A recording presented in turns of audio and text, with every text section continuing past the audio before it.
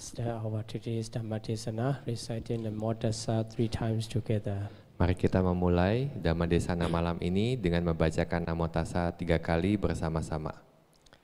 Namo Tassa Bhagavato Arahato Samma Sambuddhassa.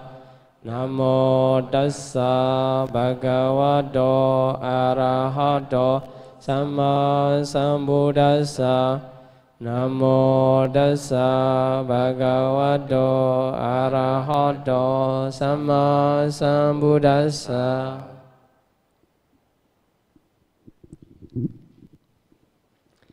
Okay, yesterday we have started the Samanyapala Sutta reading and discussion. Today we will continue on the same topic. Ya, kemarin kita sudah membahas mengenai Samanyapala Sutta. Dan hari ini kita akan melanjutkan sisanya. So today, Buddha asked the question whether the king has asked the same question to the other religious teacher, and he replied he has asked, and then he got some response. So King Ajatasattu explained how he get the response from the different teacher. Ya, pada saat itu Buddha bertanya apakah raja sudah menanyakan pertanyaan yang ditanyakan kepada Buddha kepada para petapa yang lainnya. Dan pada saat itu si raja juga menjawab kepada Buddha bahwa dia sudah mendapatkan jawaban dari pertanyaan yang dia tanyakan kepada guru-guru spiritual yang lainnya. So have you read about the paragraph 17? They are mentioned about the view of the Puranakasapa, one of the 6 teachers. So he explained his view. Although he was asked the fruit of the bhikkhu life or the ascetic life, he just expressed his view only. Ya, di paragraf 17 di sini merupakan jawaban dari salah satu guru spiritual, yaitu Puranakasapa. Ketika si raja menanyakan apa hasil atau buah dari kehidupan kebikuan ataupun kehidupan petapaan, nah tetapi si guru Puranakasapa ini menjelaskan mengenai pandangannya, bukan menjawab pertanyaan si raja. Yeah, if you are a new learner for the Sutta reading, it doesn't matter, although you don't understand everything, what their view, because sometimes their view are very complicated. So not necessary to have the fully understanding about different teachers' view, but you should try to have the fully understanding about the Buddha's teaching, right? Ya, di sini sebenarnya dijelaskan juga mengenai beberapa pandangan dari guru-guru yang lainnya, yang sebenarnya mungkin juga kita tidak perlu mengetahui dengan jelas. Nah, tetapi sebenarnya di sini yang perlu kita ketahui adalah jawaban dari Sang Buddha. So according to Puranakasapa teacher, although a person is doing very cruel activities to other beings, so he said no evil is done. Although he is doing cruel performance to other beings, but in conclusion, no evil is done. Ya, jadi pandangan Puranakasapa ini menyatakan bahwa walaupun sudah melakukan kejahatan, nah tetapi sebenarnya tidak ada kejahatan yang dilakukan. Nah, jadi walaupun seseorang sudah melakukan banyak kejahatan, tetapi sebenarnya dia tidak melakukan apa-apa. So what he said is, even if a person with the razor sharp wheel, is mean the kind of weapon, all beings make the one heap of the meat, flesh, like this. So it means killing all beings, but it is not considered as the evil. Nah, jadi bahkan ketika ada senjata seperti pisau dengan roda, kemudian membuat semua makhluk atau semua yang hidup itu menjadi tumpukan daging. Nah, di mana dia membunuh banyak sekali makhluk. Nah, tetapi di sini dia menyatakan bahwa tidak ada kejahatan yang dilakukan. And on the other side, if someone is performing the good deeds considered by the community, giving or moral preserve or like this, they are not considered as the merit. So according to him, the performance are not regarded by their own value, but performance are decided according to the place. So southern part of Ganges and northern part of Ganges, according to him. So if someone perform the cruel activity in the southern part, it's not considered as evil. And if someone perform the good activities in the northern part of Ganges, it is also not considered as merit. So according to Purana Kassapa, he just emphasized the place, holy place and the miserable place, right? Ya, begitupun juga sebaliknya ketika seseorang melakukan kebajikan, nah guru ini menyatakan bahwa tidak ada kebajikan. Nah, jadi tidak penting apakah itu kejahatan atau kebajikan. Nah, tidak ada perbuatan yang dilakukan. Nah, ini pandangan dari Purana Kassapa. Nah, tetapi pandangannya dia adalah seseorang melakukan kejahatan ataupun kebaikan itu berdasarkan tempat. Nah, kalau dia membedakan antara selatannya Sungai Gangga dengan utaranya Sungai Gangga. Nah, di mana kalau di selatan Sungai Gangga, ketika seseorang melakukan kejahatan, nah pada saat itu kejahatan itu tidak ada karena berada di selatan Sungai Gangga. Begitupun juga sebaliknya, ketika berada di utara Sungai Gangga, ketika dia melakukan kebajikan, nah tidak ada kebajikan yang dilakukan. So what he explained is the view of non-action, the view of non-action only. So he is rejecting about the value of action. So by giving this answer, this explanation, did he answer the king's question? Ya, jadi sebenarnya pandangan dia adalah pandangan tanpa aksi, tanpa perbuatan. Nah, jadi dia menolak adanya melakukan atau perbuatan entah itu bajik atau tidak bajik. Nah, jadi ketika dia menjawab pandangannya dia, apakah sebenarnya dia menjawab pertanyaan si raja? So he didn't answer, right? That's why the King Ajatasattu thinking, oh, like I asked about the jackfruit mango tree, and I asked about the mango tree, and he explained about the jackfruit tree. You know, the question and answer is not matched. But this is not answering to the normal people. He is a king. So actually, king cannot accept this kind of answer. He get angry. Even he can kill in normal time, in other times. Yeah. Ya, jadi di sini pemikiran dari si raja ketika menjawab mendapatkan jawaban dari Purana Kassapa.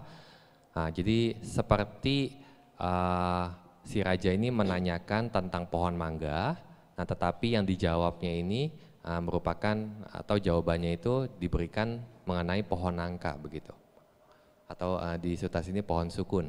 Nah, jadi sebenarnya jawaban dari Purana Kassapa ini tidak layak dijawab terutama kepada raja. Nah, biasanya kalau raja mendapatkan pertanyaan seperti ini, nah dia akan marah karena sebenarnya jawabannya itu tidak menjawab pertanyaannya si raja. So not satisfying with the answer, getting angry. But actually, for Ajatasattu, at that time he was young and quite cruel like this, because even he could kill his father, so his mind is very strong. But he didn't kill, he didn't make anything action to that religious teacher. How do you think? Why? What is the reason he is not responding in this way? Ya, jadi kalau si petapa itu tidak menjawab, nah bahkan si raja itu bisa membunuh si petapa ini. Nah, kemudian pada saat itu sebenarnya Raja Ajatasattu ini juga baru menduduki kekuasaannya, kemudian juga dia juga seorang yang masih muda, bahkan orangnya juga berani sampai bahkan bisa membunuh ayahnya sendiri.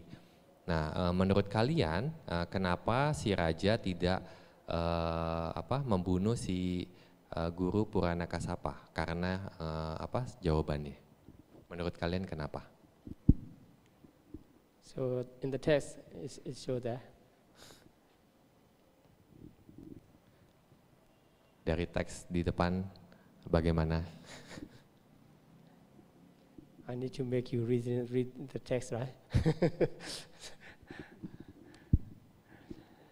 Because you know he is a king. He can do if he wished, but being a king, he have to consider before he make decision. Then when he consider, I'm a king, I should not behave to the religious person in this way.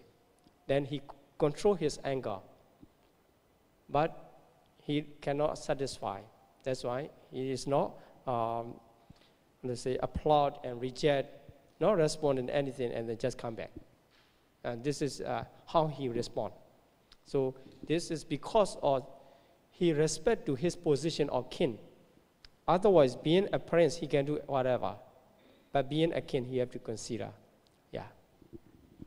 Ya, jadi pada saat itu Raja Ajatasattu memikirkan statusnya sebagai raja. Nah, jadi sebagai raja, nah saya harus bertindak sesuai seperti seorang raja. Nah, jadi dia juga berpikir tidak pantas kalau saya membunuh orang yang guru spiritual begitu. Nah, jadi dengan pemikiran itu dan juga dia menghormat kepada posisinya sebagai raja, berpikir bahwa saya sebagai raja harus bertindak sebagai raja, makanya Raja Ajatasattu tidak bergembira dan juga tidak menolak apa yang Purana Kassapa berikan jawabannya, sehingga pada saat itu raja pergi dari tempat tersebut. Nah, sebenarnya kalau dia bertindak semau-maunya sebagai raja, dia bisa membunuh, tetapi karena dia menghormat kepada posisinya sebagai raja, nah dia tidak jadi membunuh. So from this event you can take a note how Ajatasattu consider, before he make decision suitable or not. In the same way, in our daily life, we are making decision. In many moments, we're doing this. So before we make decision, we have to consider this kind of decision, this kind of response is suitable for me or not. Now, if we are not considering, we can make many mistakes, not suitable to ourselves. So this is called the Attadipadiya. Attadipadiya. In the Anguttara Nikaya, it is mentioned 3 kinds of adipadiya. It means a kind of respect, respecting oneself. So if we find we have many things to respect ourselves. So our age, our position, our uniform, our education, many things. So considering this kind of respectful condition of ourselves, we can change our way of thinking.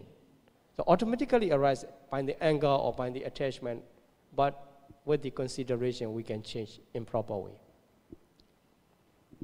Ya, jadi kita juga di sini mungkin perlu mencatat mengenai tindakan dari Raja Ajatasattu yang menghormati posisinya sebagai raja. Nah, begitupun juga dengan kita juga dapat merenungkan ketika dalam kehidupan sehari-hari. Nah, di sini kita juga harus bisa menghormati diri kita sendiri. Di dalam Anguttara Nikaya ada 3 Adipateya. Nah, di sini yang pertama adalah Attadipateya, yaitu menghormat kepada diri sendiri. Nah, jadi kita juga ketika menemukan ada sesuatu hal yang perlu keputusan ataupun respon kita. Nah, di sini kita harus memahami posisi kita sebagai mungkin memahami posisi kita atau memahami mengenai posisi sebagai mengenai pendidikan kita ataupun juga sebagai status kita seperti itu. Nah, jadi dengan seperti itu, nah kita dapat merespon atau mengambil keputusan secara tepat. So as I have studied about the one of the Adipatiya, so I should continue the other 2, right? Otherwise you will ask a question. So the second one is Logadipatiya. Logadipatiya is respect to the world. To the world means to the society, like this. So if someone cannot control by oneself, consider respectful position of oneself, and he should consider, or other beings, or I should respect to their role, and they also will know about me. So even in the mind, if I'm considered in improper way, some samana brahmana, they are practicing and then having achievement, and then they can know, they can understand, they can penetrate my mind. And also some deva, although we don't see, they are around us, then they know our mind. So I should change my way of thinking into the proper position. This is called the Logadipatiya, respecting to the world. Ya, jadi karena Sayadaw sudah membahas mengenai Adipateya, nah jadi Sayadaw harus membahas ke dua sisanya, karena mungkin nanti kalian akan menanyakan duanya. Nah, jadi yang kedua ini adalah Loka Adipateya. Nah, jadi menghormati kepada dunia. Nah, jadi kita menghormat memahami posisi kita untuk lebih peduli kepada dunia atau kepada masyarakat atau kepada lingkungan kita. Nah, jadi ketika kita mengambil satu respon ataupun satu keputusan, nah sebaiknya kita juga harus memikirkan orang lain, makhluk lain atau semua makhluk seperti itu. Nah, sehingga apapun tindakan atau apapun keputusan yang kita ambil pada saat itu, nah itu merupakan keputusan yang baik. Kemudian kita juga harus berpikir, misalkan ada petapa ataupun brahmana yang memiliki kesaktian di mana mereka pun diantara para makhluk tersebut, nah mereka pun mungkin dapat melihat pemikiran saya. Nah, jadi karena mereka dapat menganalisa pikiran saya, nah jadi saya juga harus memiliki pikiran yang baik. Nah, begitupun juga para dewa, nah di mana para dewa pun ketika pada saat para dewa pun juga bisa untuk menembus pikiran kita, nah sehingga kita juga harus memiliki pemikiran yang baik. Nah, dengan pemikiran seperti ini, nah kita juga harus menghormat kepada sesama atau dunia. So for the third Adipatiya is Dhammadipatiya. Dhammadipatiya, it is respect to the Dhamma. So it can be understood that respect to the practice, respect to the nature of the noble person. So the noble person, like a Buddha and then the other Arahant, they are practicing in this way. They are keeping their mind in this way. That's why I should follow. In this way, we can correct ourselves. So by the 3 types of Adipatiya, or 3 kinds of respect, we can keep ourselves in proper manner of mentally and physically. So we can regulate ourselves. If you are thinking, oh, I should regulate myself, so you can consider 3 kinds and you can regulate. Kemudian yang ketiga adalah Dhamma Adipatteya, yaitu menghormat kepada Dhamma, menghormat kepada latihan, menghormat kepada sifat alamiahnya orang-orang mulia seperti Buddha, kemudian Arahat, seperti itu.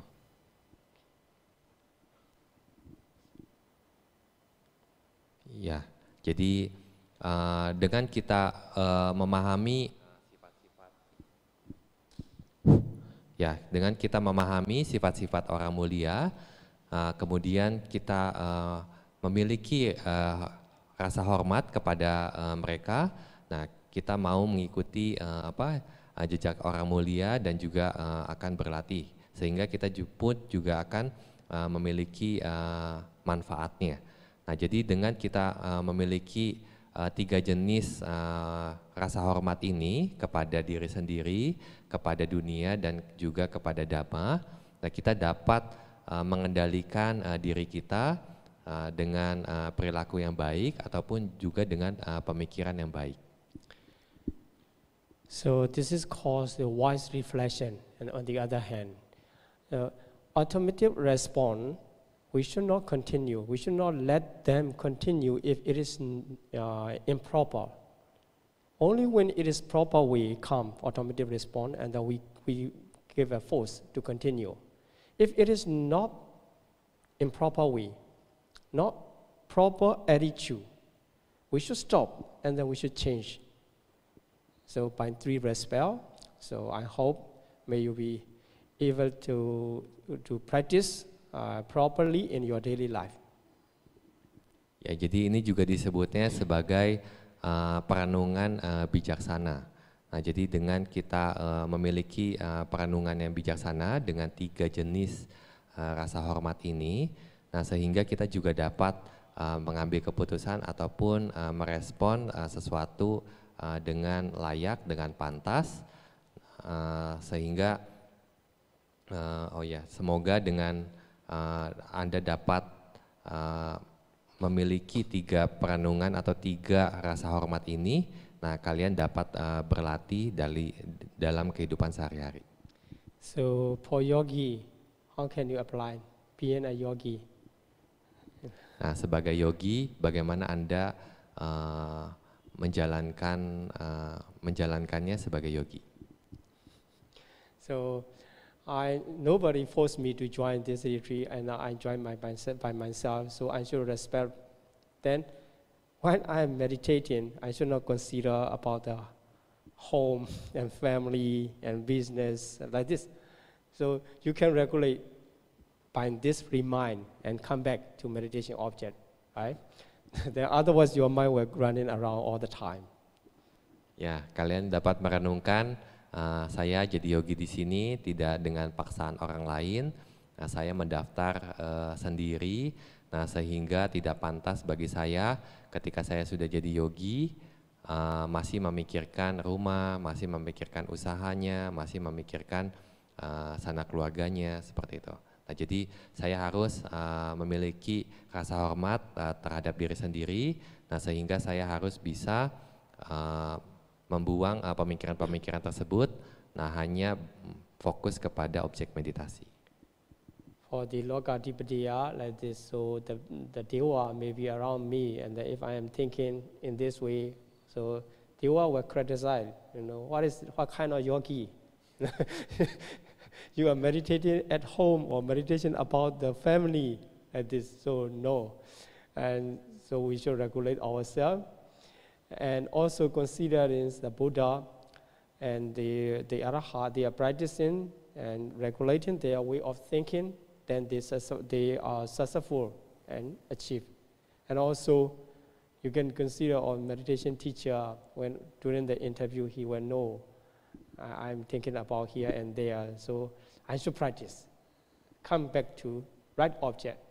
In this way, at any times, you can regulate even your thoughts.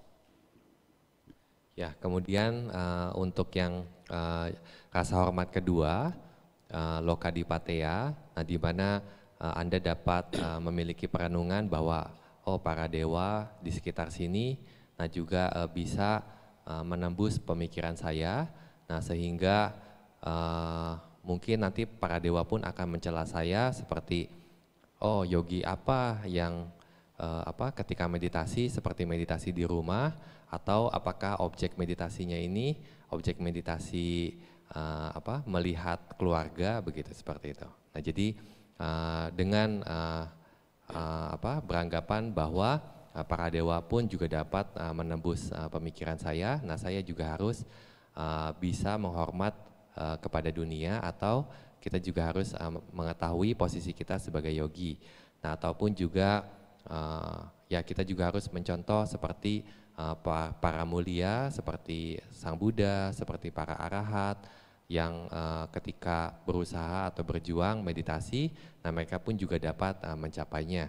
Nah ataupun juga misalkan seperti ketika interview, nah nanti guru interviewnya pun juga dapat melihat perkembangan kalian, nah sehingga takut akan dicela. Nah ini juga kalian menghormat kepada dunia atau kepada orang lain. Okay, so let's move on the next teacher. Who is the next teacher?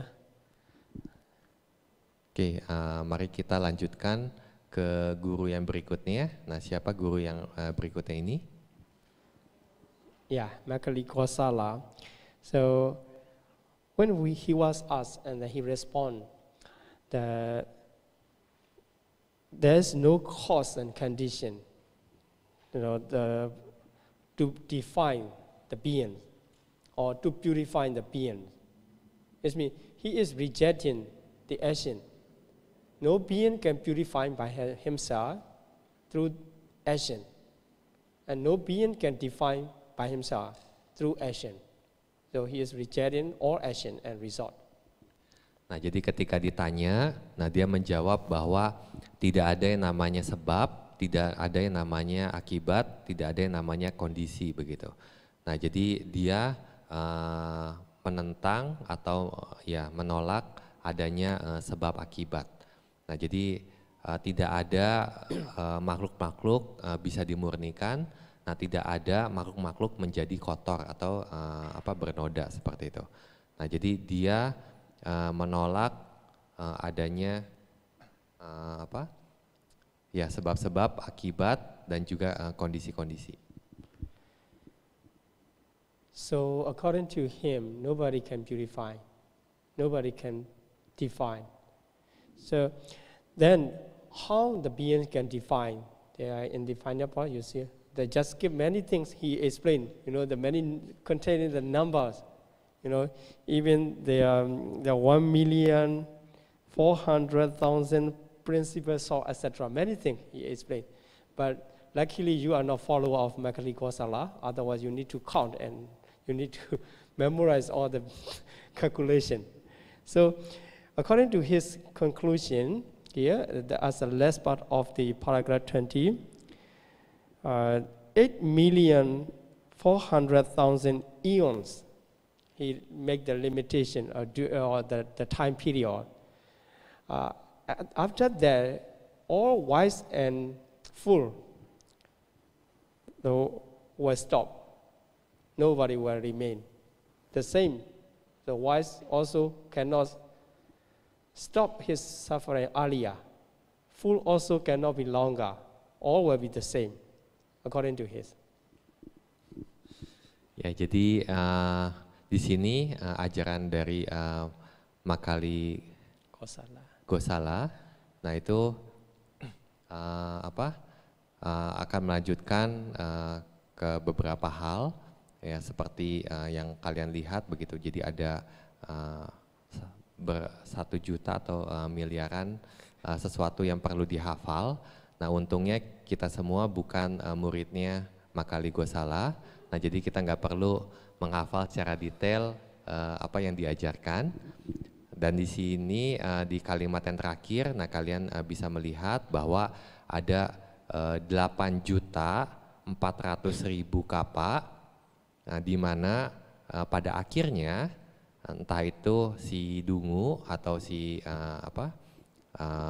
yang kotor batinnya dan juga si bijaksana, nah itu akan mengakhiri kehidupannya. Nah, jadi setelah 8.400.000 kapa, nah mereka semua akan berhenti kehidupannya. Nah, jadi tidak ada orang yang bisa memurnikan dirinya sendiri lewat perbuatan, dan juga tidak ada orang yang bisa mengotori batinnya sendiri dengan perbuatan. Nah, ini pandangan si Makali Gosala. Nah, jadi semuanya itu sama rata, mau entah itu si bodoh atau si bijaksana, nah mereka akan berhenti hidup setelah 8.400.000 kapa. Then Father, he explained that no bhikkhu or like this ascetic or the person who wish to change the karma position, it is impossible like this. And because he explained, according to his view, it is like what is it, the string ball or string. So you know this one? And ball or string. If you roll out, when the string run out, it will stop. As long as string is remain, it will continue. In the same way, the suffering, the process of suffering also the same.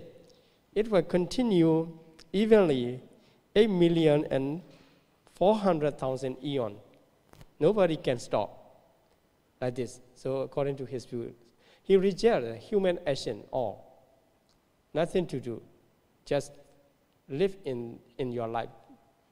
Whatever, good and bad, what you cannot change like this. So rejecting karma and it is resolved at the same time. Most stupid person. Ya, jadi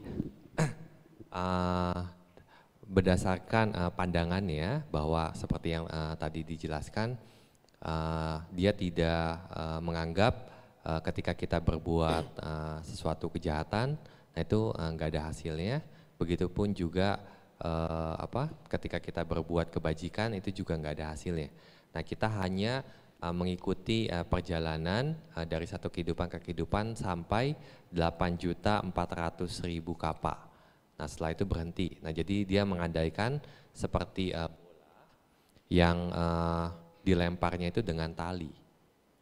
Nah, jadi ketika putaran ketika sudah dilempar, nah putarannya itu lama-lama nanti akan berhenti sendiri. Nah, jadi berhentinya itu setelah 8.400.000 kapa. Nah, jadi entah dia itu mau berbuat baik, mau berbuat jahat, nah semuanya itu akan berhenti di 8.400.000 mahakapa.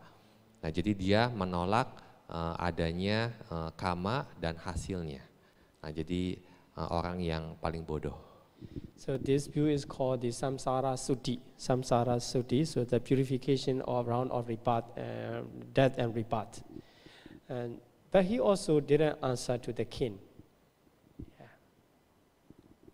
Ya, jadi ini disebutnya samsara suddhi, yaitu pemurnian setelah samsara, setelah siklus kelahiran dan kematian. Nah, jadi ketika dia menjawab pandangannya, sebenarnya dia juga tidak menjawab pertanyaannya si raja. Then another one is Ajita Kesa Kambala in 23 paragraph. There, Ajita Kesa Kambala, his view is rejecting the 10 types. 10 types. So there's nothing given like this. So respecting to the mother and father also nothing he's rejecting. So in this way, he holds 10 types of round view. It's called 10 types of round view in the literature. So Dasawatuga Michaditi. If someone reverts to the opposite side of his view, it becomes the Dasawatuga Samaditi. Ya, kemudian guru yang ketiga yaitu Ajita Kesa Kambala. Nah, di sana dia menjawab mengenai 10 jenis pandangan salah. Nah, jadi pandangan salahnya dia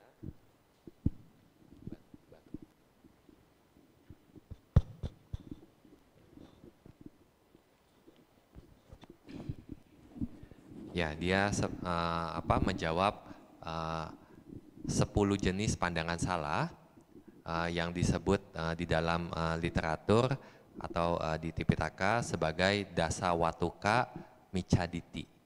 Nah, jadi seperti tidak ada pemberian. Nah, di sini dijelaskan tidak ada ayah atau tidak ada ibu, maksudnya ketika seseorang menghormati ayah dan ibu itu tidak ada hasilnya, begitu. Nah, jadi pandangan-pandangan seperti ini ada 10 yang disebutnya dasa watuka micaditi. Nah, ketika seseorang memiliki pandangan yang berlawanan dengan pandangan salah ini disebutnya dasa watuka samaditi, memiliki pandangan benar. So then, according to his view, the human being is composed of the 4 great elements. So 4 great elements. And when the beings die, the earth element go to the earth element in combination with the earth element. Or air element, fire element, water element, the same. So this is the composed of the body, and then after that is go to its natural elements phenomena. That is why even if as someone's dying, after dying, they turn into the ash when he is burned. In his body, and he will go everywhere. The same element will continue in it is original form. So that's why giving also not meaningful, stealing also not meaningful according to him. So if you are giving, you are a fool at this because you lost your property, not regain anything. After that, who get? He asked a proof. That's why he reject. So his view is called the Uchitawara, annihilation. After that, no more. Like this. So this is a kind of wrong view. Dan kemudian dia juga mengajarkan Ajita Kesakambala ini mengajarkan bahwa tubuh ini terdiri dari 4 elemen. Nah, di mana setelah kematian, bagian tubuh yang merupakan elemen tanah akan kembali ke elemen tanah, yang air ke air, api ke api, angin ke angin, seperti itu. Nah, jadi setelah kematian itu tidak ada apa-apa. Nah, jadi semuanya kembali ke elemennya masing-masing. Jadi di sini dia juga menolak perbuatan baik atau perbuatan buruk. Nah, ketika seseorang berdana ataupun ketika seseorang mencuri itu tidak ada hasilnya, tidak ada apa-apa.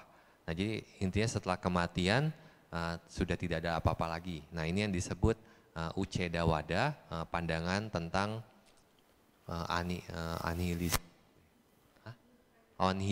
nihilism, ya, tentang kenihilan begitu ya. Nah, jadi kalau seseorang melakukan pemberian, nah dia bilang orang itu bodoh karena setelah kematian, nah tidak ada hasilnya begitu. Begitupun juga orang yang melakukan kejahatan. So according to his view, fool and wise all gone after death, no more remaining, no more next existence. So what is the problem if his view become popular? Consider that one of your friends is following, holding this view. He say, oh, you can borrow whatever you can get. You can borrow from your friend, but no need to return, right? No need to return. After being ash, after death, nobody can ask to return. So just run away. According to his view, everyone will be cheating for present life to make luxurious, to find their property in any way he can find. Ya, jadi menurut pandangan Ajita Kesakambala, di mana si bodoh dan si bijak itu sama saja setelah kematian tidak ada apa-apa. Nah, jadi kita mungkin dapat membayangkan kalau di samping-samping kita, teman-teman kita, ada yang punya pandangan seperti ini. Nah, jadi kalau misalkan orang tersebut meminjam, nah kemudian dia juga merasa nggak perlu dibalikan begitu, nggak perlu dikembalikan. Nah, jadi karena sama aja setelah kematian tidak ada apa-apa begitu. Nah, jadi ya pandangan ini yang disebut pandangan kenihilan. Okay, so another teacher, I see in 26, paragraph 26 mentioned there, Pakuda Kachayana. So Pakuda Kachayana also explained his view to the king. There, what he explained is that there are seven components of the life. These are the earth, water, fire, air. They also know the 4 elements, right?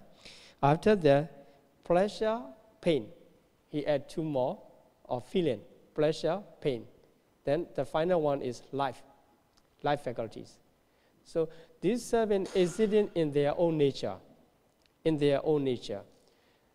That's why, according to him, nobody can kill, because these are everlasting.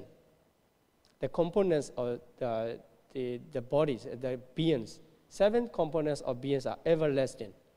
So nobody can stop the earth element, life faculties. That's why not killing at all. Although you kill, it's existing in other way. That's why he rejected no killer, no beating, and no speaker, no listener. Because this is just the elements are moving around for himself. This is a kind of view. Ya, jadi kemudian guru selanjutnya yaitu Pakuda Kachayana. Nah, di sini dia juga hanya menjawab pandangannya. Nah, di mana semua makhluk itu hanya terdiri dari 7 elemen. Nah, yaitu elemen tanah, elemen air, elemen api, elemen angin, kemudian elemen bahagia, elemen menderita, dan juga elemen kehidupan. Nah, jadi menurut dia, itu ketika misalkan ada orang yang membunuh seseorang, nah itu tidak ada si pembunuh, tidak ada si korban. Nah, jadi itu hanya satu elemen yang ketika elemen tanah menuju elemen tanah begitu. Nah, jadi tidak ada yang bisa merusak elemen-elemen di dalam tubuh seseorang begitu. Jadi kalaupun memang di sini ditusuk, nah mungkin akan muncul di tempat yang lainnya. Nah, jadi dia tidak menolak adanya prinsip-prinsip kehidupan gitu ya. So you see the last part of the 26th paragraph, where he said, if someone cut off the other beings, his head, this is not killing. The blades just go into the 7 elements only. Not killing, is according to him. Not everyone can commit that one. Ya, mari kita lihat di paragraf terakhir mengenai pandangannya. Nah, di mana siapapun dapat memotong kepala seseorang, dalam arti hanya pisau yang masuk ke 7 elemen. Nah, tapi tidak ada si pelaku, nah tidak ada si korban begitu. Nah, jadi siapapun dapat melakukan hal tersebut. So now you see that yesterday one of you asked the question, why the Buddha asked other teachers respond? This means if the Buddha or the Buddha's disciple express their view, or they are talking other views not to be meaningful like this. So actually, this is the king who expressing the teacher's view. That's why also Buddha asked them their view, how they have, what kind of view they have. Yeah. Ya, jadi kemarin ada yang menanyakan, nah kenapa Buddha menanyakan kepada raja mengenai pandangan-pandangan dari guru lain tersebut. Nah, jadi kalau misalkan ada muridnya Buddha yang mengungkapkan pandangan-pandangan salah ini, nah ini menjadi tidak berarti. Nah, tetapi karena si raja yang bertanya, nah jadi si raja sendiri dapat memahaminya secara langsung begitu ya, dan juga bisa membedakan. Okay, so many information already written in your own language you can read, but that's why we need to shorten. Otherwise we cannot finish, right? So here, Nigananatha Buddha, when he was asked the fruit of the ascetic life, he just respond the fourfold restrainers, Chatuyama Sutta. This is a kind of his view only. So according to his view, one can purify with the human effort. So his is wider than the other's teacher. Ya, jadi di sini kalian dapat mencatat catatan. Nah, sehingga kita tidak perlu membahas semua karena untuk mempersingkat waktu juga. Kemudian kita akan beralih ke guru berikutnya, yaitu Niganta Nataputta. Nah, di mana dia juga menjawab mengenai pandangannya. Nah, tetapi pandangannya dia adalah mengenai 4 pengendalian diri.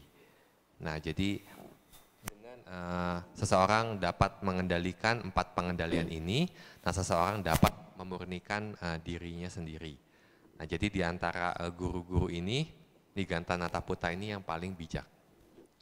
So another teacher, Sanjaya Bilata Buddha, of 32, yesterday she has like this. So if you does not have any problem, and then you go and read this 32 paragraph, and you will get headish, right? Ya, kemudian guru yang selanjutnya yaitu Sanjaya Belataputta. Nah, di sini dia mengungkapkan 32 pandangannya. Nah, jadi seperti yang kemarin ditanyakan, sulit sekali untuk membaca seperti apakah tidak ada, apakah keduanya, seperti itu. Jadi membingungkan. Nah, jadi kalau nggak dibahas ya kita juga akan sakit kepala, kata saya. It's me. He is not giving any specific answer to avoid someone catch him up. You know, if he is talking in this way, someone will approve. Oh, your answer is wrong. The other can approve, but he is responding very carefully, not to catch by the other. Like irregular. Ya, jadi sebenarnya di sini Sanjaya Belataputta ini menjawab dengan pertanyaan-pertanyaan seperti ini. Nah, untuk tidak istilahnya ditangkap oleh orang lain begitu. Nah, kamu ngomong seperti ini. Nah, tapi dia selalu mengcounter dengan 32 caranya dia begitu. Nah, jadi dia itu tidak ingin disalahkan. Oh, kamu ngomongnya seperti ini. Nah, jadi dia tuh sangat hati-hati mengungkapkan pernyataan-pernyataan ini. Nah, jadi diibaratkan itu seperti belut yang sulit untuk ditangkap. Nah, jadi kata-katanya itu nggak bisa dipegang begitu. So from his view also you can learn something, right? Ya, jadi dari pandangannya Sanjaya ini juga kalian bisa belajar sesuatu. Then finally, the Buddha already asked about six teachers' view, and then he has to answer. Then, before answer, the Buddha asked a question about the situation to make understand the king himself. So asking about the slave, if one of your slave or he thinking, Ajadasatu human being, I also human being, I become his slave. He is my owner, my master, because he has a good karma. So I need to perform good karma so that I also become a master in this way. So considering this, he decided to become a ascetic life. So to become a bhikkhu and practice well. So Buddha asked the question to the king, if you see that slave being a bhikkhu, would you ask him to destroy and to become a slave again, or how is that? And then the king say, oh, if he is practicing as a bhikkhu, I will support him. I will respect him. So showing this, and Buddha said, this is the past benefit. You can easily see. Even the slave can escape from the slavery and become the respected person. Ya, kemudian Buddha melanjutkan jawabannya kepada si raja mengenai buah dari kehidupan petapaan, yaitu menanyakan kepada raja, memberikan perumpamaan antara raja dengan budaknya. Nah, jadi ketika ada seorang raja dan ada seorang budak, kemudian budak itu berpikir, oh, karena saya kurang memiliki kebajikan, makanya saya jadi budak. Nah, saya juga harus menjadi tuan seperti rajanya begitu. Nah, jadi oleh karena itu saya harus mengumpulkan banyak kebajikan sehingga saya harus melakukan kehidupan petapaan untuk melakukan kebajikan. Nah, sehingga saya juga dapat memiliki kebajikan seperti tuannya, seperti si raja. Nah, kemudian ketika si budak ini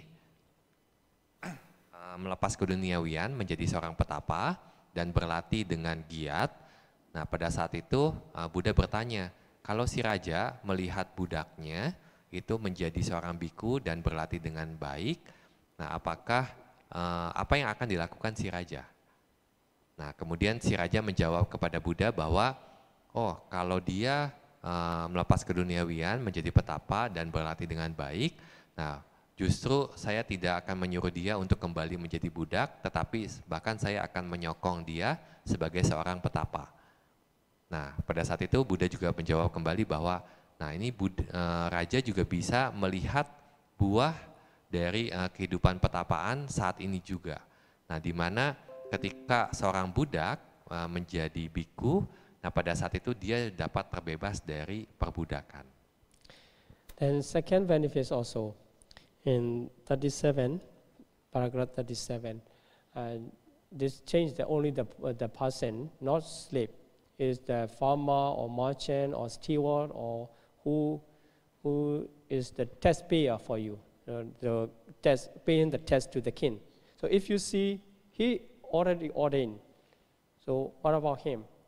Also the same. So I will not ask him to come back to work for me, but I will respect and support the four requisites. So this is also second benefit Buddha say. Nah, kemudian di paragraf 37, kemudian Buddha mengganti topik antara budak dengan orang-orang yang membayar pajak kepada raja. Nah, jadi seperti para penduduknya ataupun juga para pedagang. Nah, jadi mereka itu juga sama ketika ditabiskan menjadi biku. Nah, kemudian si raja ini juga tidak akan meminta mereka kembali untuk menjadi perumah tangga untuk membayar pajak ke raja, tetapi si raja pun juga akan mendukung mereka. Nah, jadi ini juga merupakan manfaat yang lainnya dari kehidupan petapaan.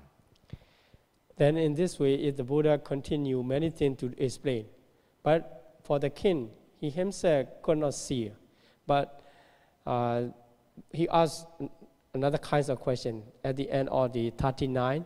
Yeah, you see Buddha to explain more excellent and more perfect than these kinds.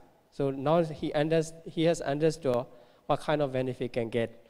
Also, that if we include that, then no need to call just for Binapada, something like this. But he asked, so more excellent, not for the living, not for the freedom.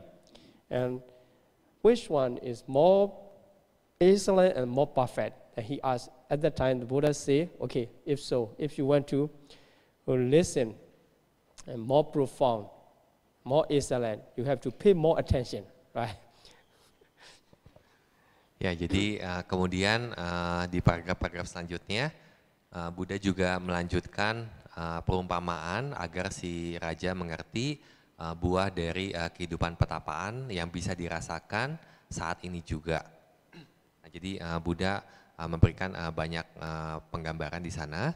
Nah, terus kemudian akhirnya di paragraf 39 tadi si raja pun juga mengekspresikan, oh ya saya sudah mengerti maksudnya Buddha, nah tetapi saya ingin mendengarkan jawaban yang lebih dalam lagi, yang lebih tinggi lagi manfaatnya. Nah, jadi ketika si raja menanyakan hal tersebut, nah akhirnya Buddha menjawabnya dengan, oh kalau seperti itu Anda harus memberi perhatian yang lebih. Nah, jadi mulai dari penjelasan Buddha berikutnya, nah Buddha akan menjelaskan makna yang lebih dalam lagi. Then Buddha stated the importance and fruits of the ascetic life, the bhikkhu life. So starting from the 40 paragraphs, paragraph 40, Buddha explained. Starting from the Buddha appeared in the world and preached the Dhamma. A person listening the Dhamma, he gained the saddha, confidence on the Buddha, Dhamma, Sangha, and he decided to become a bhikkhu. After that, he continued practice, starting from the morality. He fulfilled moral precept. Then he continued his way of practicing until he have confidence, no danger regarding moral precept. Then this is the complement of the moral precept. Ya, kemudian di sini Buddha memulainya dengan kemunculan dari Sama Sambuddha. Kemudian Buddha membabarkan Dhamma. Ketika membabarkan Dhamma, nah banyak orang yang mendengarkan Dhamma akhirnya memiliki sada, memiliki keyakinan. Nah, sehingga mereka memutuskan untuk menjadi seorang petapa, melepas keduniawiannya, melepas hartanya, nah, untuk menjadi seorang biku. Nah, karena memiliki keyakinan kepada Buddha, Dhamma, dan Sangha, nah mereka ketika menjalani kehidupan kebikuannya berlatih sila, berlatih moralitas, nah sehingga mereka juga menyempurnakan silanya sampai merasa tidak memiliki bahaya akan silanya.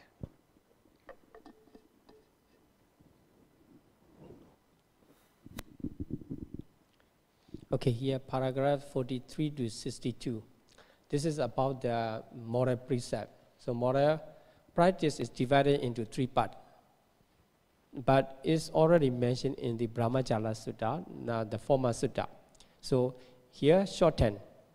So if you want to read fully explanation about the three types of sila, and you need to go and read the first Sutta.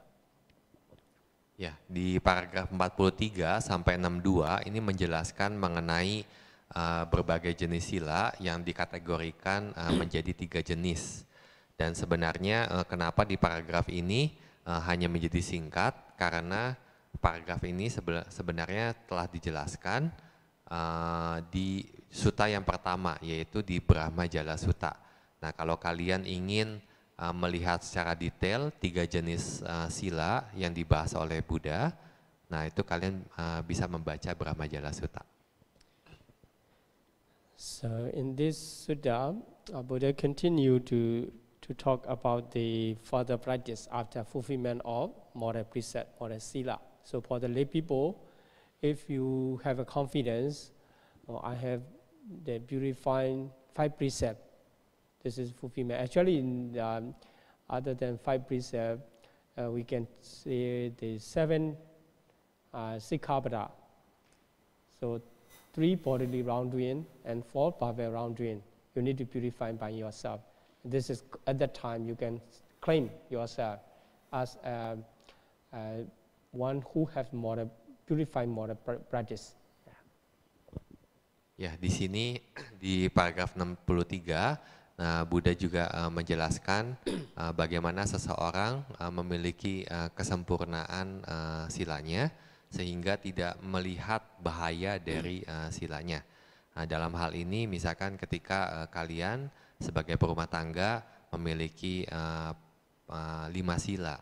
Nah, jadi ketika kalian menjalankan sila kalian dengan baik, nah di sini yang disebut kesempurnaan sila. Dengan kata lain, Nah, kita juga dapat menyebutnya sebagai 7 sikapada.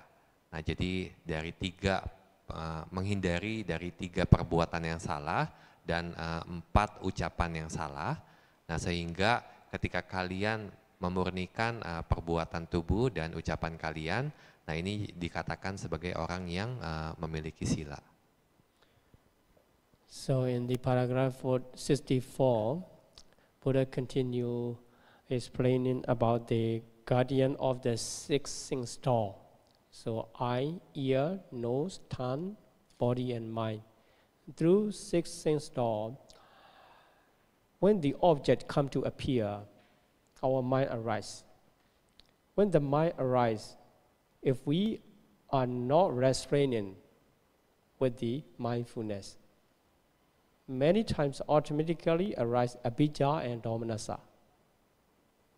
If the object is what we like, attachment automatically arise. Then if the object is not what we don't like, dissatisfaction and aversion, anger arise. So these are two extremes. Many times we drop our mind if we don't keep mindfulness. That's why we need to keep mindfulness as the guardian. So guardian of the six faculties. It's a kind of practice. You know that if you identify by yourself as the moral person, one who has the moral virtue, you need to continue to purify your mind, starting from the six sense faculties. Ya, jadi kemudian setelah Buddha menjelaskan mengenai latihan moralitas, latihan sila, kemudian Buddha melanjutkan mengenai latihan mengendalikan 6 pintu indria. Nah, jadi di sini 6 pintu indria yaitu mengendalikan mata, telinga, hidung, lidah, sentuhan tubuh dan juga objek-objek pikiran. Nah, jadi ketika kita dapat mengendalikan indria, nah pada saat itu kita dapat mencegah pikiran-pikiran yang tidak bajik yang muncul di dalam batin kita. Nah, kalau ketika objek itu muncul, tetapi kita tidak memiliki sati atau perhatian penuh, nah pada saat itu akan muncul abhijja dan domanassa. Nah, jadi ketika kita melihat objek yang kita senangi, akan muncul kemelekatan. Nah, ketika objek yang tidak kita senangi muncul, nah pada saat itu muncul kebencian atau penolakan seperti itu. Nah, jadi kalau kita menganggap kita memurnikan sila kita, nah kita juga harus melatih pengendalian indera ini untuk menjadi murni. Then here 65, paragraph 65 mentioned about the practice of mindfulness and clear awareness or clear comprehension, sati sampajanya. So there, being a monk, he practiced to keep mindfulness and clear awareness in every action. Going forward, backward, or turning around. In any action, he should practice keeping the mindfulness and clear awareness. This is not considered as meditation, just trying to develop the positive qualities. So before meditation, you need to practice awareness, mindfulness, and clear comprehension in your daily life action. So if you can practice this in your daily life action, so your mind becomes stable, ready to meditate. But mostly the yogi in their home, they are not doing this. Only when they come to the meditation center, vihara, meditation retreat, they just start mindfulness, but not reaching to concentration, meditation retreat, finish. Ya, kemudian Buddha melanjutkan subjek berikutnya yaitu ketika seorang biku memiliki sati sampajana atau perhatian penuh dan kesadaran yang jernih. Nah, di sini maksudnya sati sampajana adalah ketika melakukan segala kegiatan, nah kita menyadari apa yang kita lakukan begitu. Nah, jadi dengan sebenarnya sati sampajana ini juga belum bisa kita bilang sebagai meditasi. Nah, tetapi ini latihan yang mendukung ketika kita melakukan meditasi begitu. Nah, jadi biasanya ketika yogi di rumahnya itu mereka tidak akan memiliki sati sampajana. Nah, tetapi ketika mereka datang ke wihara untuk menjalankan retret meditasi ataupun ke meditation center seperti itu. Nah, baru mereka melatih kesadaran di setiap kegiatan mereka. Nah, tetapi kalau mereka tidak melatih sejak di rumah, nah jadi ketika meditasi di retret meditasi ini, nah baru mulai menyadari retret sudah selesai. Jadi belum sempat meditasinya. So time is up, so we may not complete the Sutta today. So we will continue tomorrow. But before we conclude, and I need to make sure that when you should practice mindfulness and clear comprehension, you know that in 365 days, how many days you join the meditation retreat, how many days you come to meditate to center, maybe for some only 1 week, for some 10 days, and some 1 month.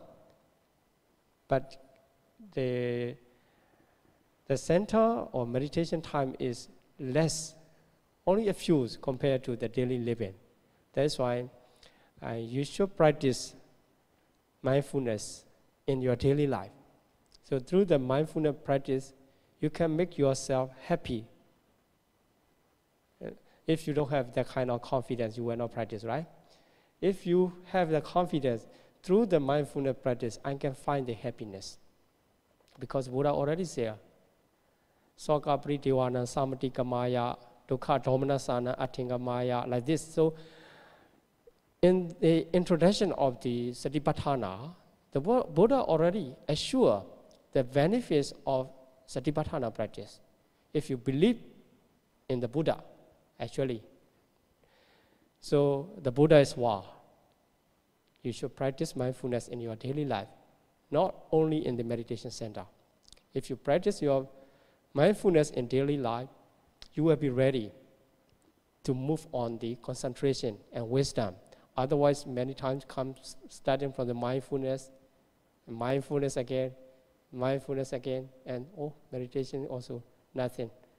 I'm not trying it again. So don't be in this way. So you focus on your daily activity to keep strong mindfulness in daily life, following the Buddha's teaching, and attain the strong mental condition to fulfill your requirements in your way of wisdom. May you attain the Nibbana. Sadhu, sadhu, sadhu. Ya, jadi saya tidak bisa menyelesaikan samanya Palasutta hari ini, nah mungkin akan dilanjutkan besok. Tetapi di sini saya ingin memastikan, nah kalian bisa memiliki pemahaman yang baik, terutama mengenai sati sampajana ini atau perhatian penuh dan kesadaran jernih, nah di setiap kegiatan kita.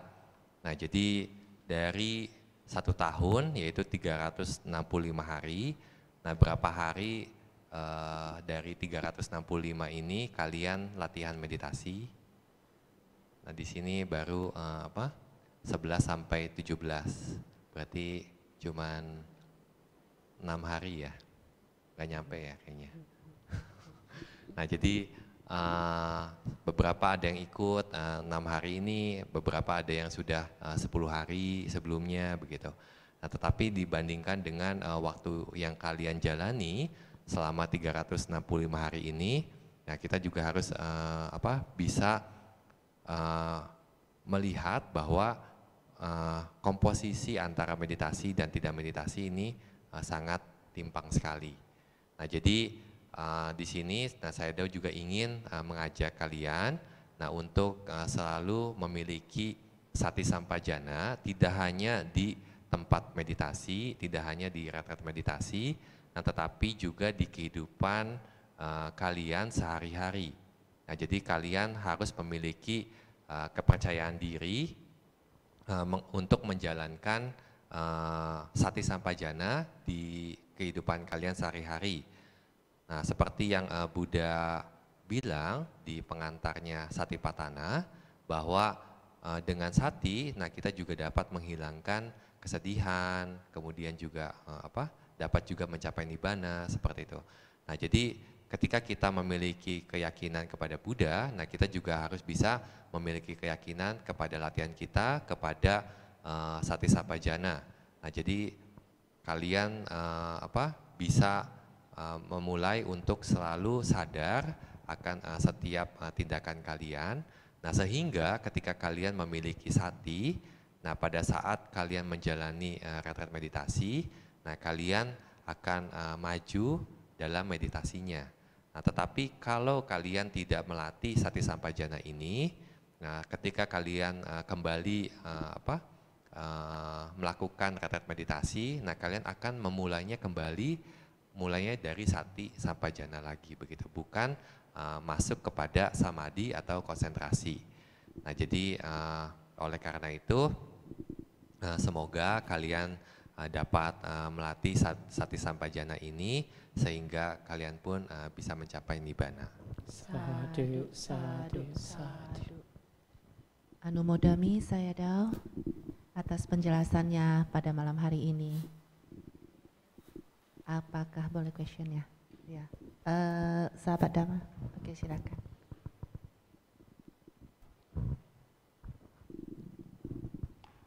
Wandami Sayadaw, Wandami Bante, tentang paragraf ke-64 di sutta ini menjelaskan tentang indriya samwara sila. Dan kita sebagai yogi di retret juga diajarkan untuk menjaga sila ini, di mana kita tetap memperhatikan objek meditasi pada saat melakukan kegiatan apapun. Nah, mungkin ini pengalaman saya juga waktu mengikuti retret sebelumnya juga mengenai indriya samwara sila. Pada saat kita memilih makanan, Bante. Jadi kalau kegiatan lainnya itu menjaga objek di pikiran itu, kalau lupa bisa dibalikkan kembali begitu ya. Tapi saat mungkin Bante, saya tahu bisa memberikan tips, atau Bante memberikan tips gitu, apa yang di pikiran biku pada saat mereka memilih makanan gitu. Apa yang dijaga di pikirannya, atau apa yang harus yogi jaga di pikirannya bila tidak bisa memperhatikan objek, apa yang harus dijaga gitu. Karena kalau pada saat makan itu bisa tetap memperhatikan napas karena tinggal di sendok, tinggal dimasukkan ke mulut. Tapi kalau memilih makanan kan harus dipilih, apakah ini butuh, apakah ini tidak gitu. Demikian.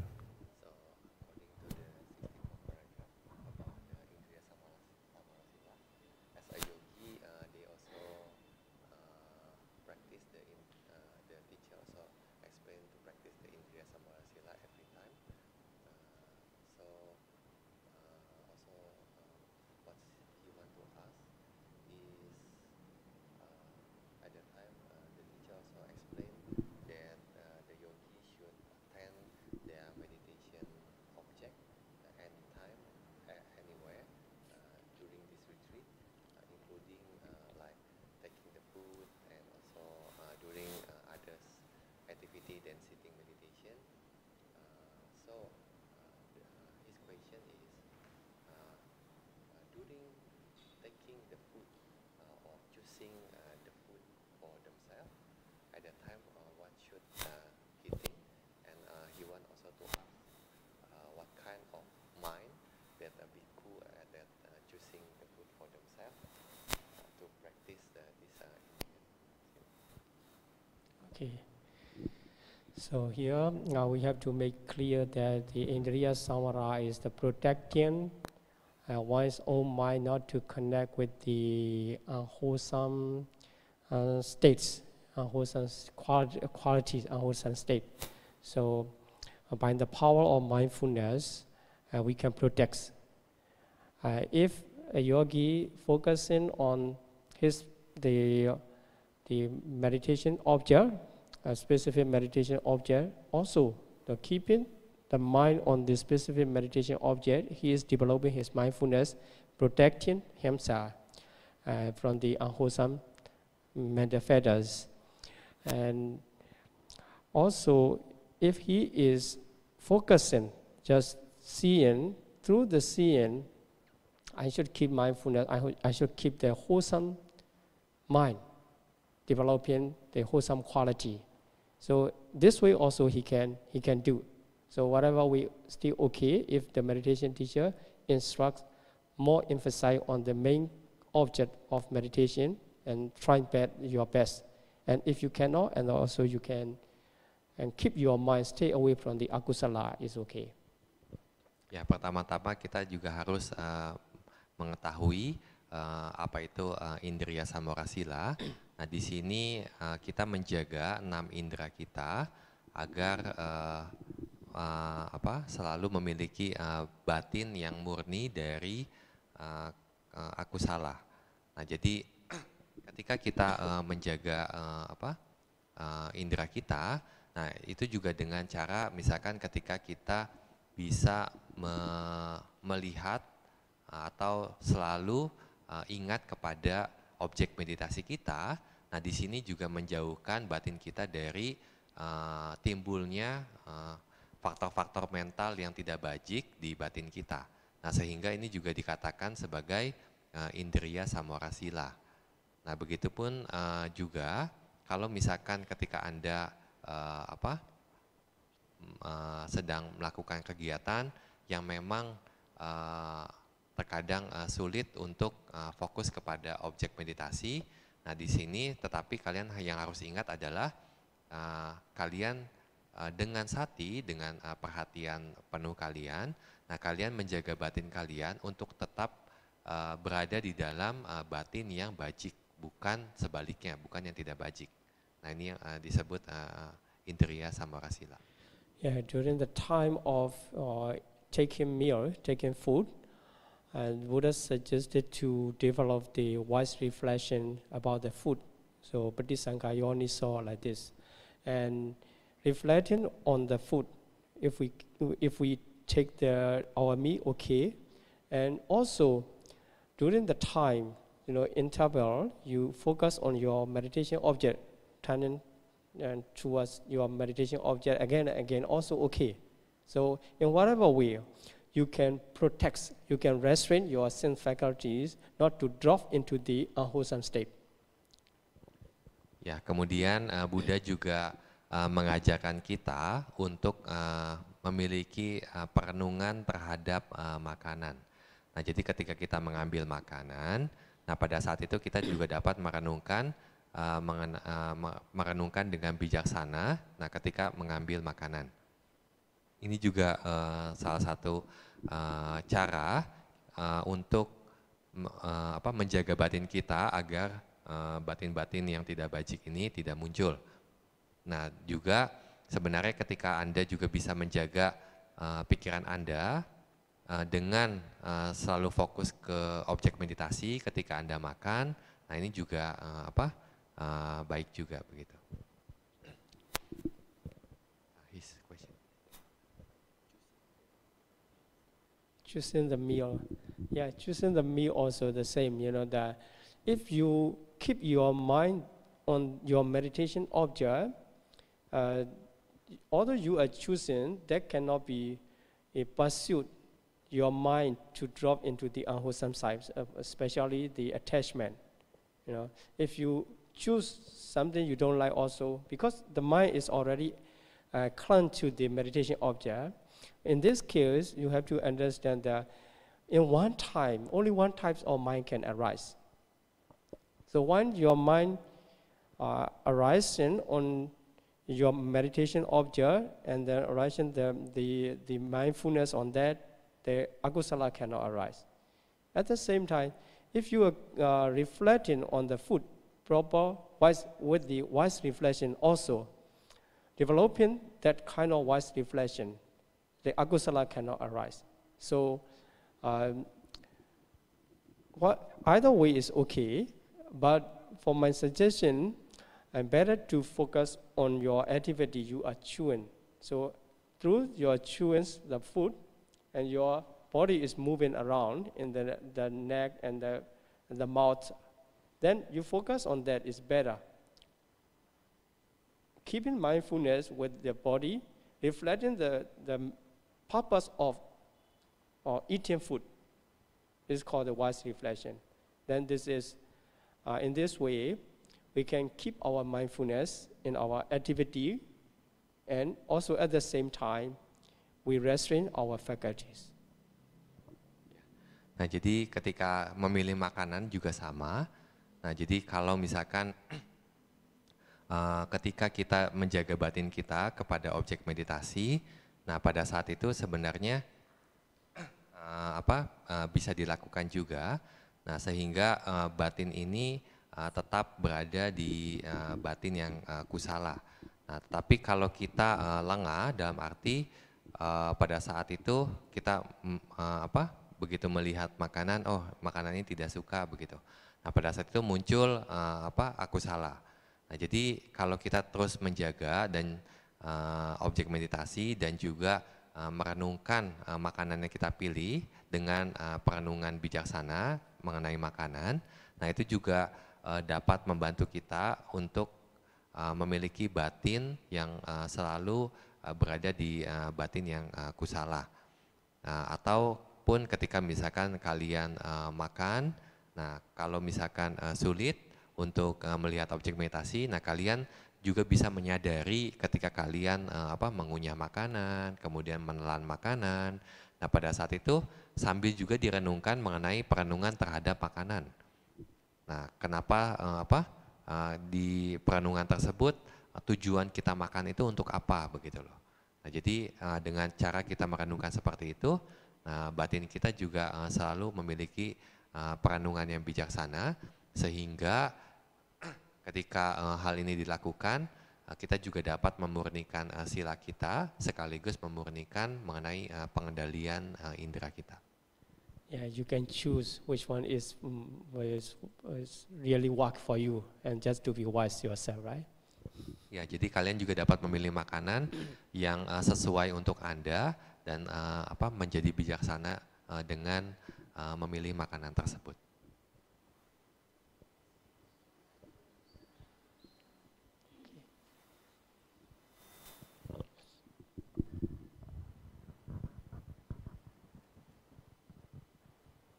Apakah masih ada pertanyaan, sahabat Dhamma?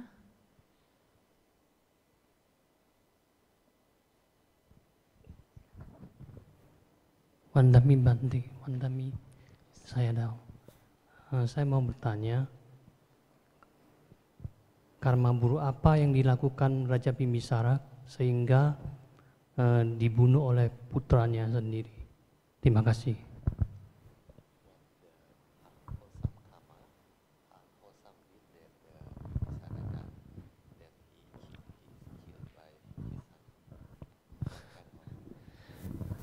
I don't know exactly actually, because you know the karma panadipada already done in many lives, right? But it is hard to say. But sometimes the commentary also point out which karma like this. But in this case, I don't remember his mention. But the only thing he was suffer in food, the karma is explained there. Yeah. It means that not on the Jitiya, there's the place to make a puja. On that place. He walked with the slipper with the disrespectful mind. Intentionally did. That's why he suffer. Just mention the commentary, right? Only. Ya, jadi sebenarnya sulit untuk membahas mengenai apa yang dilakukan Raja Bibisara sebelumnya sehingga dia dapat terbunuh oleh putranya sendiri. Nah, sebenarnya banyak karma yang tidak bajik yang dapat menghasilkan mungkin dibunuh oleh seseorang ataupun dibunuh oleh anaknya sendiri. Tetapi di dalam kitab komentar dijelaskan, tapi saya lupa penjelasannya, mungkin harus dicek kembali.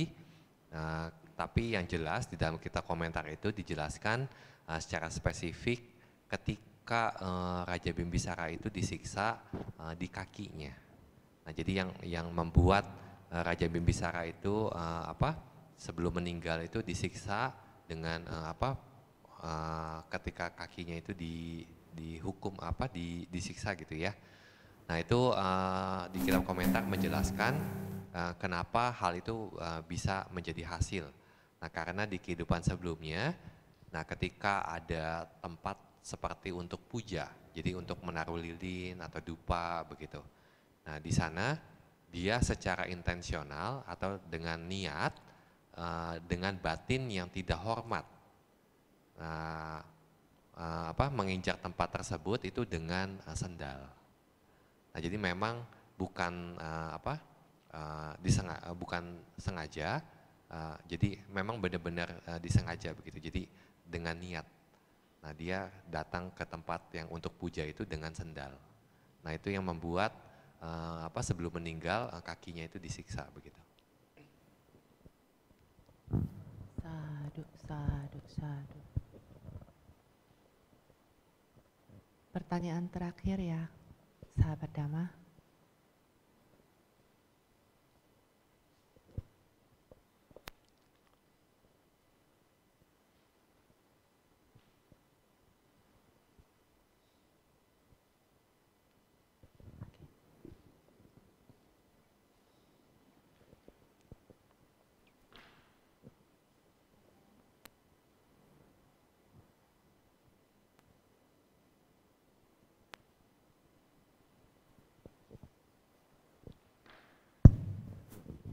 Handami Sayadaw, Handami Bante.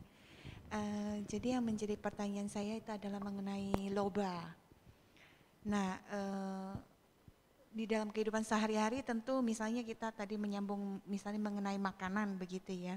Oh, mungkin banyak sekali makanan yang tersedia. Kemudian, oh ternyata ada sesuatu yang menjadi makanan yang favorit saya misalnya begitu. Jadi otomatis itu loba kan muncul. Nah, setelah kita menyadari, oh ini yang muncul adalah loba gitu, tapi yang tersedia itu adalah memang makanan kesukaan saya gitu. Nah, otomatis kan kita pasti memilih makanan kesukaan kita. Nah, itu apakah loba yang muncul itu bagaimana ya untuk mengatasinya ya, supaya dia tidak menjadi sangat besar seperti itu.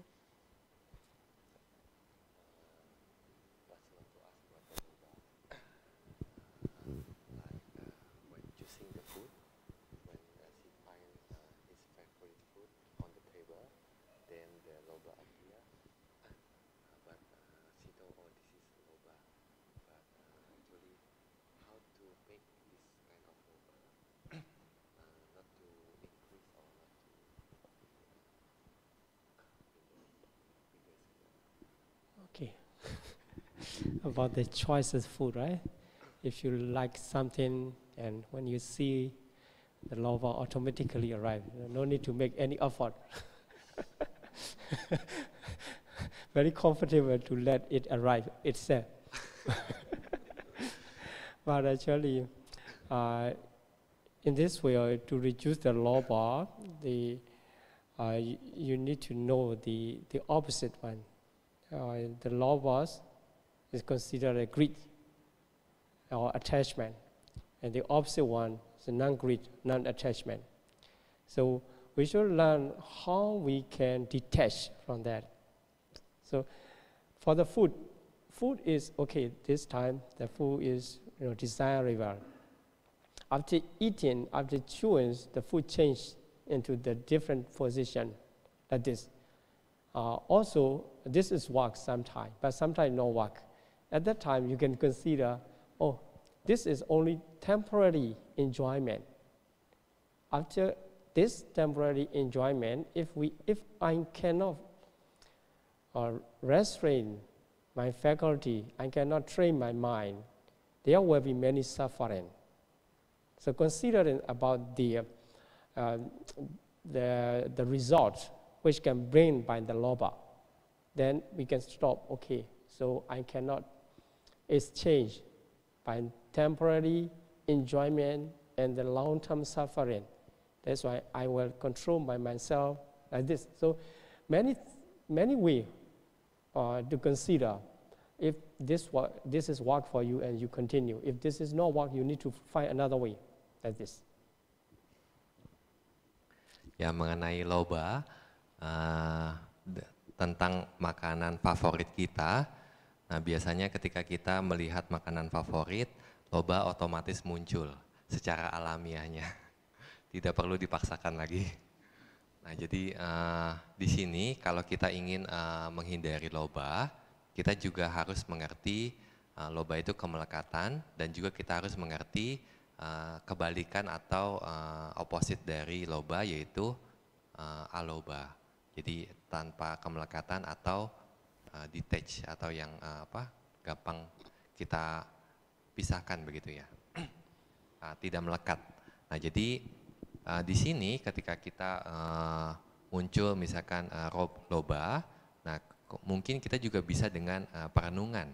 Nah, contohnya misalkan ya makanan ini mungkin merupakan makanan favorit, dan ketika kita sudah kunyah dan ketika kita sudah telan begitu. Nah, sebenarnya makanan itu juga berubah. Yang tadinya mungkin yang kita lihat favorit, nah kalau kalian muntahkan kan jadi sesuatu objek yang kita tidak sukai begitu loh. Nah, jadi dengan berpikir seperti itu, nah adanya perubahan, dan juga kalian juga bisa berpikir misalkan dengan loba, ketika loba ini muncul, nah ini akan menjadi kondisi nanti di masa yang akan datang, nah saya akan mendapatkan penderitaan. Nah, jadi dengan adanya loba, nah di masa yang akan datang saya juga akan menerima akibatnya, menjadi penderitaan. Nah, dengan berpikir seperti itu, nah kita juga dapat mengurangi kemelekatan kita. Berarti memang kemunculan itu yang paling poin pentingnya adalah kita sadari ya, Bante ya, bahwasanya karena kan kita nggak bisa menghambat munculnya loba tersebut kan, seperti itu.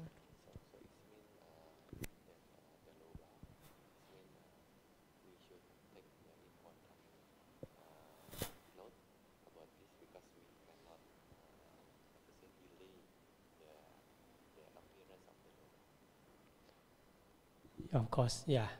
So when your loba already arrives, that you cannot do anything about that. Then what you have to concern is the possibility loba again. The first time you see, okay, I like, oh, this is loba, and okay, it is done, let it go, and then you just concern then that it does not continue. So consider this about it will change, the food will change, the taste will only temporary, and also if I attach, and my mind will be weakened by the loba. So I need to make stronger, keep mindfulness, and then wise reflection on that. And in this way, you can prevent the future possibility loba. And later on, when you practice in this way, before the loba arises, you become aware of these are conditioned to arise my loba. Then before the loba arises and your mindfulness and wise reflection come first, then you totally prohibit the loba arising. after practicing, that one time is not enough, right? So many times you need to practice after that, and then become the nature, because your mindfulness and clear comprehension become stronger and stronger. Then in this way, you can avoid the loba arising in the mind. Ya tentu loba yang sudah muncul itu nggak bisa terhindar. Nah, jadi ketika loba sudah muncul, yang perlu kita jaga adalah kemungkinan loba ini terus muncul. Nah, jadi untuk mencegah loba-loba selanjutnya muncul terus-menerus di batin kita, nah kita harus dengan perenungan bijaksana ataupun merefleksikan seperti loba ini muncul juga akan mendatangkan penderitaan buat kita. Nah, jadi dengan seperti itu kita mencegah kemunculan loba yang sudah muncul untuk muncul kembali. Nah, jadi dengan latihan terus-menerus, nah jadi ketika Anda terus-menerus melatih ketika loba sudah muncul, nah kemudian dengan perenungan, nah akhirnya loba itu berhenti. Nah, dengan latihan yang konsisten, nah pada saat itu ada masanya ketika Anda bukan loba dulu yang muncul ketika melihat makanan tersebut. Jadi perhatian penuh dan perenungan yang bijaksana dulu yang datang sebelum loba itu muncul, karena Anda sudah melatih hal ini terus-menerus begitu. Nah, jadi dengan latihan yang terus-menerus dengan sati sampajana, menyadari setiap hal yang kita lakukan. Nah, jadi pada saat itu Anda akan terbiasa untuk selalu menghadirkan sati atau perhatian penuh di kondisi yang atau objek yang muncul pada saat itu. Satu. Terima kasih, Sayadaw. Terima kasih, Bante. Anumodami, Sayadaw. Sayadaw. Jimina.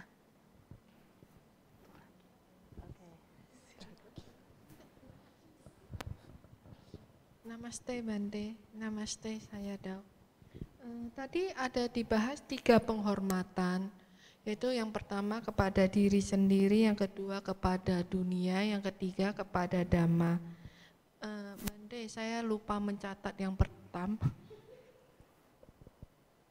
Yang kedua kan loka dipateya, yang ketiga kan Dhamma dipateya. Yang pertama Atta diri kan.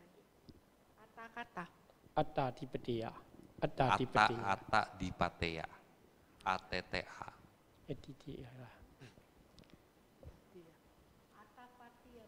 Atta dipateya.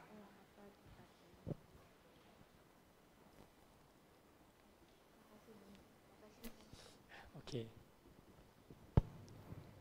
Anumodami, Sayadaw.